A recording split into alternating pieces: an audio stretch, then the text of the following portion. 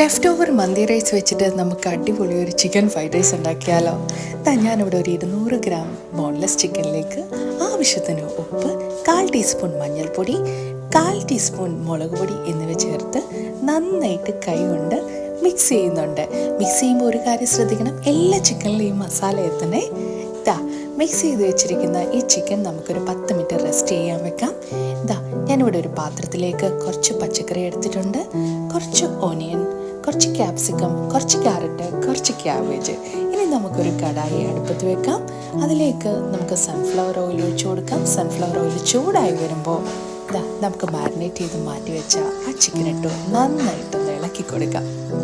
ഇനി നമുക്കിതിനെ അടച്ച് വെച്ച് ഒരു 2-3 മിനിറ്റ് കുക്ക് ചെയ്യാം. ഇപ്പോൾ ചിക്കൻ ഒരു ഹാഫ് കുക്ക്ഡ് ആയിട്ടുണ്ട്. ഇനി നമുക്ക് ഇതിലേക്ക് നമ്മൾ അരിഞ്ഞു മാറ്റി വെച്ചിരിക്കുന്ന വെജിറ്റബിൾ ഓരോന്നോരോന്നായിട്ട് ഇട്ട് കൊടുക്കാം. നല്ല ടേസ്റ്റിയാണ് കേട്ടോ. എല്ലാവരും വീട്ടിലിതൊന്ന് ട്രൈ ചെയ്ത് നോക്കണേ. നമ്മൾ വിചാരിക്കത്തില്ല ഈ ലെഫ്റ്റ് ഓവർ റൈസൊക്കെ എന്ത് ചെയ്യുമെന്ന്. ഇങ്ങനെ ചെയ്താൽ മതി കേട്ടോ. ഇനി നമുക്കിതിനകത്തേക്ക് 2 മുട്ടയും കൂടെ ചേർത്ത് കൊടുക്കാം. ഇനി ഇതിലേക്ക് ഒരല്പം ചില്ലി ഫ്ലേക്സ്, മുട്ടയ്ക്ക് ആവശ്യമായ ഉപ്പും കൂടി ഇട്ട് എല്ലാം കൂടെ ഒന്ന് മിക്സ് ചെയ്യുക.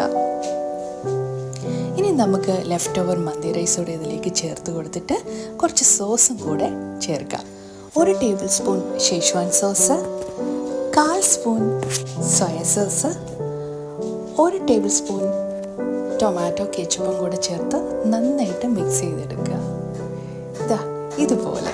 എന്നിട്ട് ഇതിലേക്ക് നമുക്ക് കുറച്ച് മല്ലിയിലയും കൂടെ ചേർത്ത് കൊടുക്കാവേ. വളരെ ടേസ്റ്റിയാണ്. എല്ലാവരും വീട്ടിൽ ട്രൈ ചെയ്യണം. റെസിപ്പി ഇഷ്ടമായിട്ടുണ്ടെങ്കിൽ ഷെയർ ചെയ്യുക, ലൈക്ക് ചെയ്യുക, സബ്സ്ക്രൈബ് ചെയ്യുക. ബൈ.